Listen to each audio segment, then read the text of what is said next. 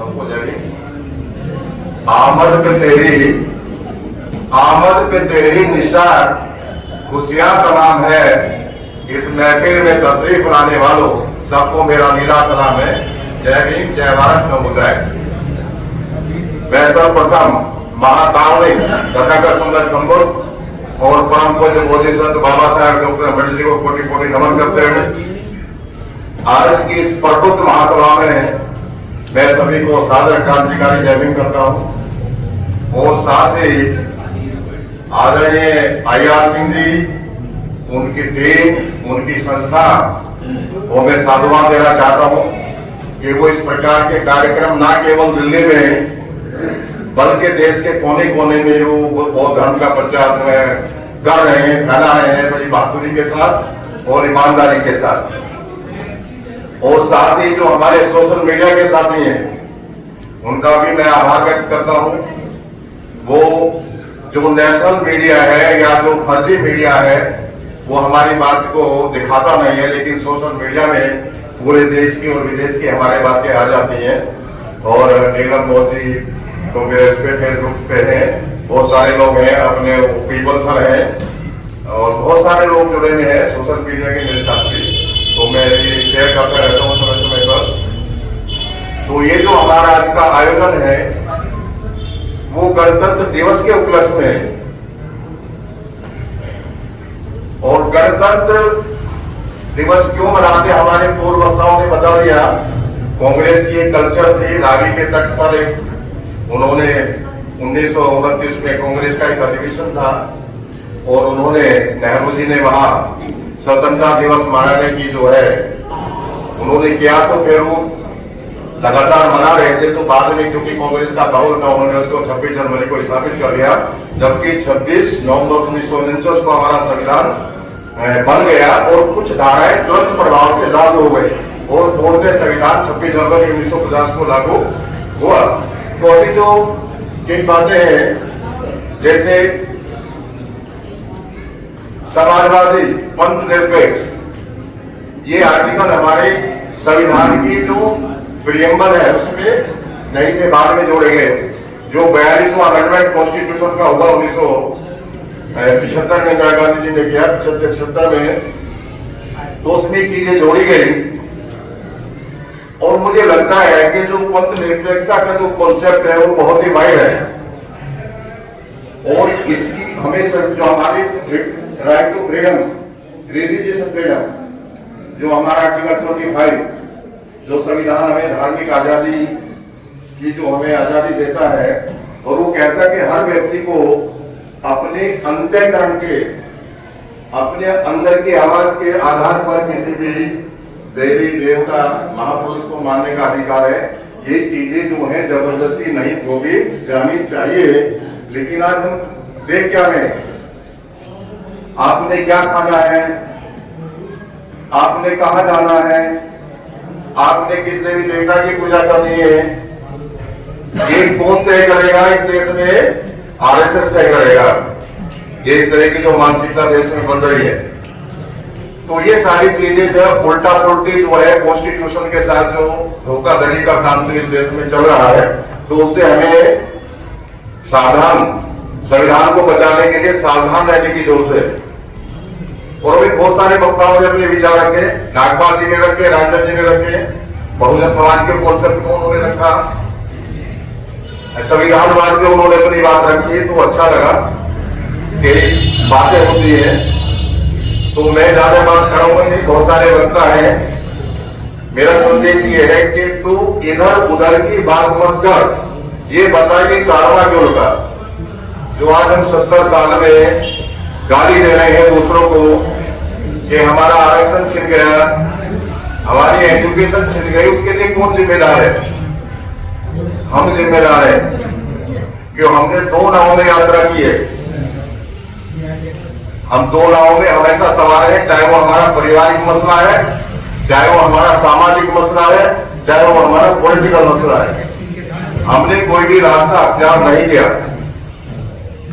बाबा साहब जाते जाते हमें बहुत धर्म दे गए और अभी किसी ने कहा था कि ये तो हमारी एक तरीके से विलय विरासत है और उस विरासत को हमें संभाल के रखना है, हमें अपने दिमाग में रखना है। जो हमारे बुजुर्गों की, पूर्वजों की जो विरासत होती है, वो आज के अंतिम समय में संभाल के रखना चाहता है और उसे रखना चाहिए।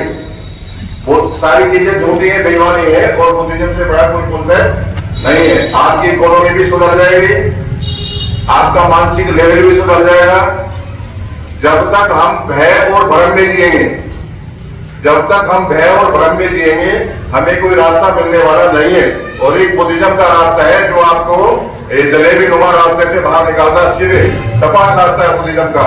ना वहां कोई टेरर है, ना वहां कोई भय है, ना वहां कोई लालच है, ना वहां दबाव है, ना तनाव है।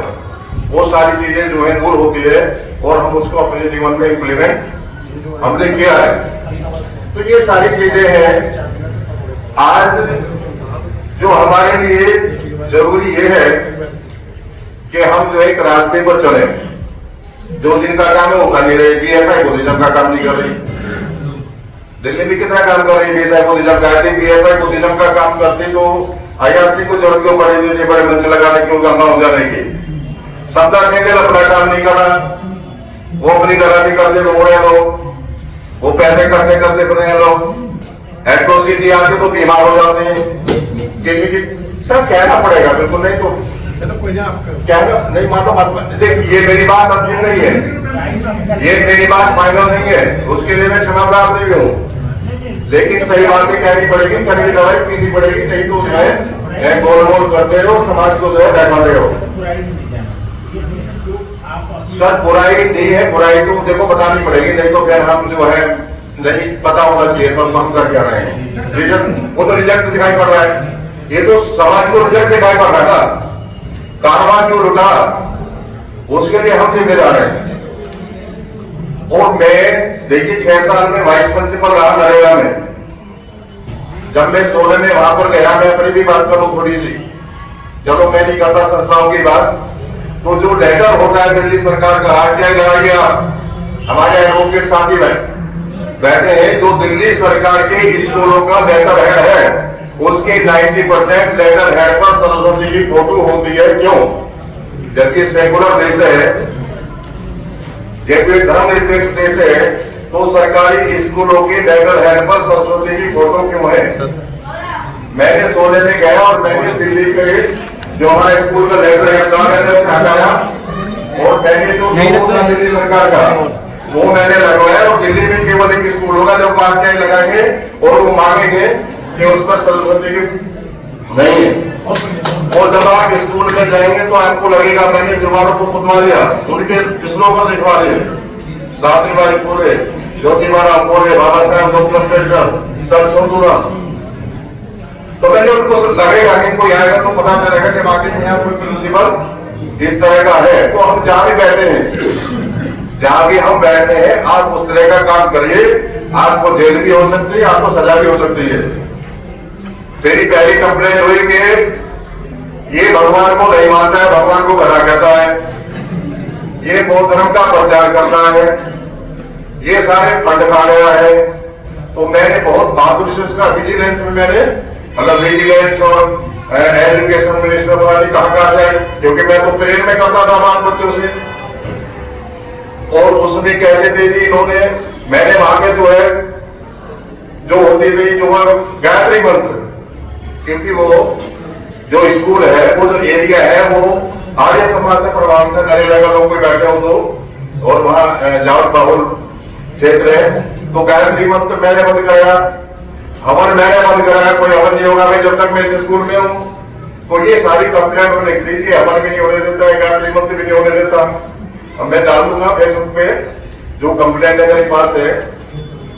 तो हमें जो भी फैसले करने बहादुर से, अब चाहे अपना परिवार हो, चाहे समाज हो, चाहे नौकरी का आपका, तो ये आपको दिखाई पड़ना चाहिए जो आपका उद्देश्य। फिर लोग कहते हैं कि आलोचना करते हैं, वो देश जो अपने आप को जो बुद्धिस्ट समझते थे वो दारू पी के मरे हैं। जो बड़े बड़े बुद्धिस्ट थे फिर कहते हैं आलोचना करते हैं, उनके बच्चे मरे हैं जिन्होंने ठेकेदारी उठा की है। तो हम कहते हैं हमारे आचरण में आना चाहिए बुद्धि। जब मेरा कहने का मतलब ये है कि बुद्धि जब मेरे आचरण में हो, जब मैं कहीं जाऊं, मैं कहीं बात करूं, लोग मुझसे कहीं मिले तो मुझे लगे कि ये बुद्धि है। अदरवाइज फिर इस तरह का जो है हम भीड़ इकट्ठा करेंगे और भीड़ किसी मतलब की नहीं होती है। जय हिंद, जय भारत, नौ बुधाए आए आपके लिए जुड़े होंगे। बहुत बहुत शुक्रिया, बहुत बहुत धन्यवाद।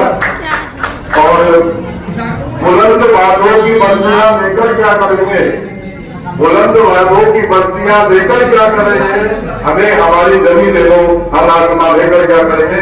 धन्यवाद, थैंक यू, जय भारत, जय हिंद, नौ बुधाए। बहुत बहुत धन्यवाद प्रिंसिपल साहब, आपने काफी अपने सुंदर विचार रखे। इसी बीच में मैं साथियों